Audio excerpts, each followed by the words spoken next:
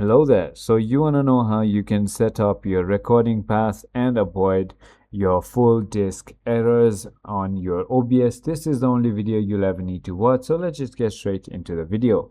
First of all, make sure that you have OBS installed and running on your computer.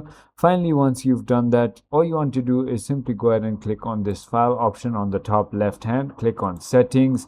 And once you've done that, go ahead and click on output. Once you click on output, if you're on advanced mode, you can simply go ahead and go to recording tab, and here there's going to be recording path, which you can simply click on browse and select whatever folder that you want to, or whatever drive you want to. If you have an external, you can also record onto that as well. So if you're on simple mode, it's just going to be right down here which says recording path, and again click on browser and you can select it anywhere. So it was as simple as that. I hope this video was helpful to you. If it was, hit that like button and I'll see you on the next one.